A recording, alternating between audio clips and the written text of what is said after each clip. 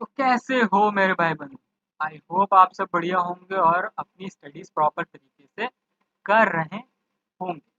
तो आज हमारा class 7 biology chapter the living world का लेक्चर नंबर 8 है, जिसके अंदर आज हम बहुत सारी चीज़ें डिस्कस करने वाले हैं। प्रीवियस लेक्चर में हम लोग ने टाइप्स ऑफ टेक्सोनॉमी और बायोनॉमियल नॉमेनक्लेचर की थोड़ी सी हिस्ट्री के बारे में जाना था और कुछ बुक्स के बारे में भी डिस्कस किया था जो कि बायोनॉमियल नॉमेनक्लेचर के ऊपर है। ठीक। और आज हम जो डिस्कस करने वाले हैं वो डिस्कस करेंगे हम कोड के बारे में। कोड क्या होता है भैया? कोड आपका होता है रूल्स जिनके अंदर आपके बायोनॉमियल नॉमेनक्लेचर के जितने भी रूल्स हैं वो सारे इसके अंदर कोड के अंदर ये सारे इनबिल्ट होते हैं। ठीक है। और ये कोड डिफरेंट डिफरेंट अथॉरिटी को गिवन है। ठीक है, कि वो पर्टिकुलर टाइप ऑफ ऑर्गेनिज्म के लिए ही नॉमेनक्लेचर के रूल्स बनाएंगे। जैसे कि हमारे पास पहला आ जाता है आईसीबीएन। तो ये जो कोड करेगी वो करेगी बोटेनिकल नॉमेनक्लेचर के। जितने भी प्लांट के बायोनॉमियल नॉमेनक्लेचर आपको दिखेंगे वो आपको इस अथॉरिटी मतलब आईसीबीएन के अंदर ही मिलेगा।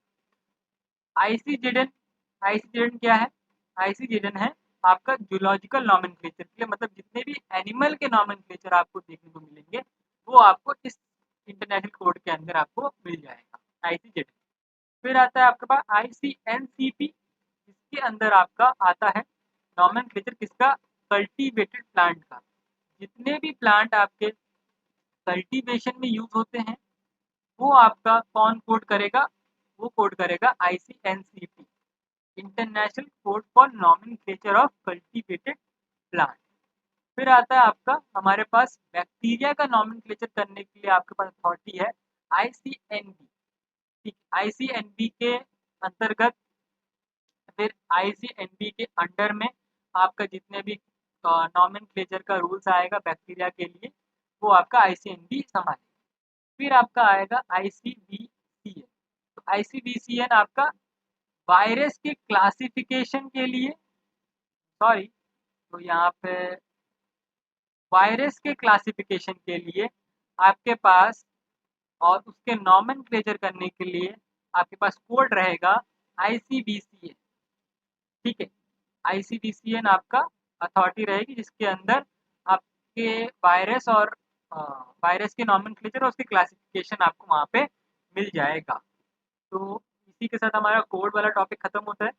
आगे मूव ऑन करते हैं हम बायोनॉमियल नॉमेनक्लेचर के रूल्स को कुछ डिस्कस करते हैं। तो यहाँ पे मैंने कुछ रूल्स यहाँ पे लिखे हैं, जैसे कि आप यहाँ देख सकते हो। यहाँ पे मैंने लिखा है 76 रूल्स। जी हाँ, 76 रूल्स आपको देखने को मिलते हैं इसके अंदर बायोनॉमियल नॉमेनक्लेचर के अंदर जो भी रूल्स जितने भी बने हैं आज तक। ठीक है, तो वो कुल मिला के 76 रूल्स है। पर हमें कुछ बेसिक रूल्स को ही स्टडी करना है। ठीक है, हमें कोई हाई लेवल बायोनॉमियल नॉमेनक्लेचर नहीं करना है। ठीक है, हमें बस बेसिक रूल चाहिए कि क्या क्या रूल्स अप्लाई किया जाता है एक नॉमेनक्लेचर को परफॉर्म करने से पहले। ठीक है, तो पहली बात तो ये जान लीजिए कि बायोनॉमियल नॉमेनक्लेचर के अंदर जो लैंग्वेज हम यूज़ करते हैं वो होती है लैटिन लैंग्वेज। ठीक है, लैटिन लैंग्वेज हम क्यों यूज़ करते हैं? क्योंकि वो एक डेड लैंग्वेज है। डेड लैंग्वेज किस लिए है? क्योंकि लैटिन लैंग्वेज आपको कहीं बोलने को कहीं दिखेगी भी नहीं, या फिर किसी भी पार्ट ऑफ कंट्री में ये लैंग्वेज बोला ही नहीं जाता है। इसीलिए ये आपका डेड लैंग्वेज है। क्यों? क्योंकि नॉट स्पोकन एनीवे, कहीं पर भी ये आपको देखने को नहीं मिलेगी। ठीक है, अब इसके अंदर ना कोई हम नए वर्ड को ऐड कर सकते हैं, ना कि इस लैंग्वेज को हम मॉडिफाई कर सकते हैं। भाई लैंग्वेज ही जब डेड है तो उसके अंदर नए वर्ड ऐड करके फ़ायदा ही क्या, या फिर उसको मॉडिफाई करके क्या फ़ायदा? ठीक है, अब इसका एक एग्जांपल मैंने ले लिया है नॉमेनक्लेचर का, ठीक, जिसके थ्रू हम समझेंगे बायनॉमियल नॉमेनक्लेचर करना। तो ध्यान रखिएगा, बायनॉमियल नॉमेनक्लेचर करते समय जो हम पहला वर्ड लिखते हैं वो होता है जीनस, और दूसरा वर्ड जो लिखते हैं वो होता है स्पेसिफिक एपिथेट।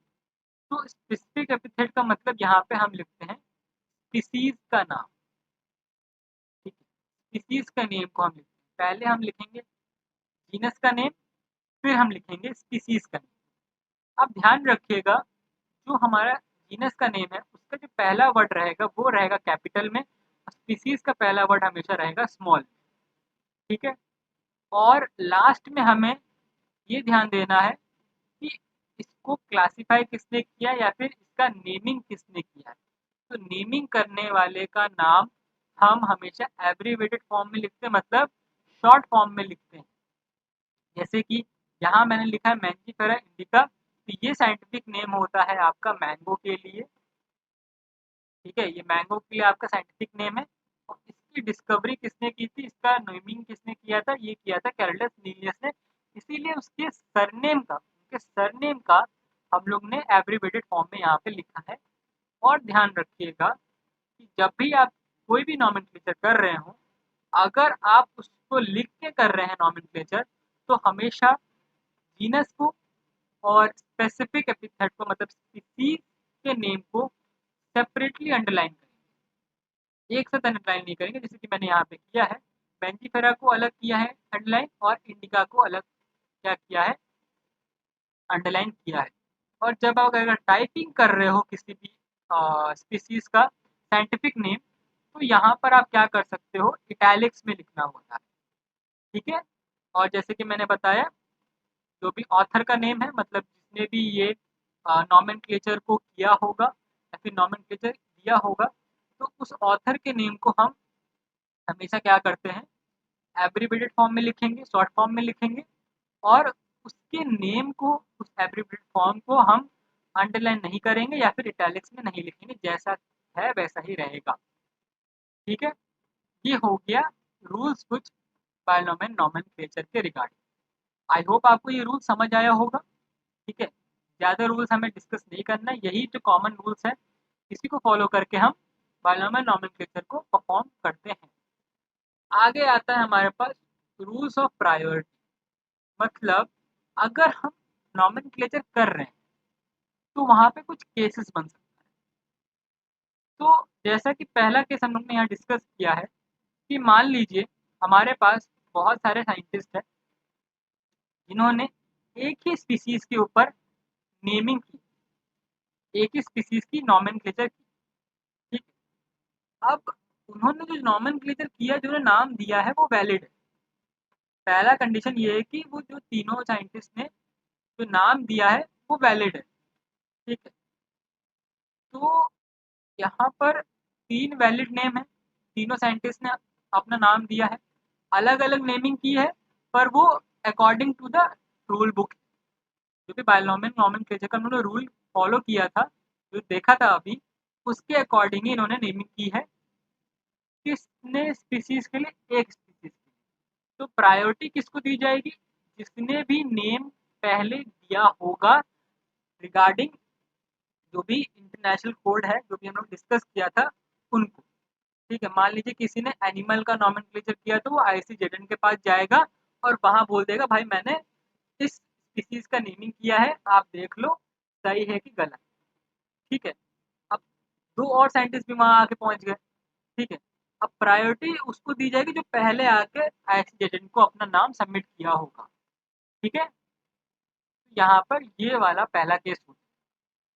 फिर आता है हमारे पास, अगर हमारे पास जीनस और स्पीसीज का क्या है, सेम नेम है।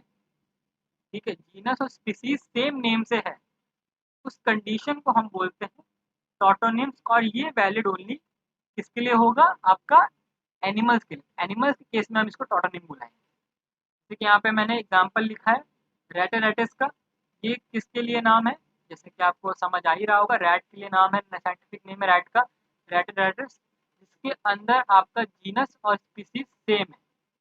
ठीक है, जीनस और स्पीसीज सेम, ये आपका जीनस हो जाएगा और ये आपका स्पीसीज हो जाएगा। तो उस कंडीशन क्या बोलेंगे हम, टॉटोनिम बोलेंगे।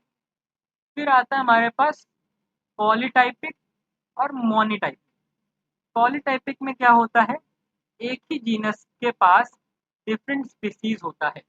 जैसा कि अगर मैं यहाँ पे लिखूं लायन और टाइगर, लायन और टाइगर दोनों सेम जीनस से बिलोंग करते हैं, वो जीनस हो जाएगा पैंथेरा। इनकी जीनस पैंथेरा है, बट लायन का जो स्पीसीज नेम है वो है आपका लियो, और टाइगर का जो स्पीसीज नेम है वो है टिग्रिस। तो यहाँ पर आप देख सकते हो ये जो स्पीसीज आपका दिख रहा है कि दोनों की स्पीसीज नेम अलग है, but they belong to the same gene, तो सेम जीनस फुल में आपका ये आ रहा है। तो ऐसे स्पीसीज को हम बोलते हैं पॉलीटाइपिक स्पीसीज। वैसे ही अगर आप मोनोटाइपिक स्पीसीज को क्या बोलेंगे, जिसके पास एक ही जीनस के पास एक ही स्पीसीज हो, उस टाइप के हमारे स्पीसीज को बोला जाता है मोनोटाइपिक स्पीसीज। आई होप आपको ये वाला लेक्चर समझ आया होगा। इसी के साथ हम इस लेक्चर को एंड कर रहे हैं। तो और जाते जाते अगर आपने इस वीडियो को एंड तक देखा है तो प्लीज़ एक काम कर सकते हैं, आप चैनल को सब्सक्राइब कर लीजिए, ठीक है, फॉर मोर लेक्चर्स और फॉर मोर चैप्टर्स हम लोग जो कवर करेंगे आगे बायोलॉजी, फिजिक्स, केमिस्ट्री के अंदर, ठीक है। और लाइक कर दीजिए चैनल को, और इस वीडियो को लाइक कर दीजिए, और अपने दोस्तों तक भी शेयर करिए, ताकि वो भी इन सारे लेक्चर्स को अटेंड कर कर अपनी स्टडी प्रॉपर तरीके से कर पाए। तो तब तक के लिए मिलते हैं आपको नेक्स्ट वीडियो में। तब तक के लिए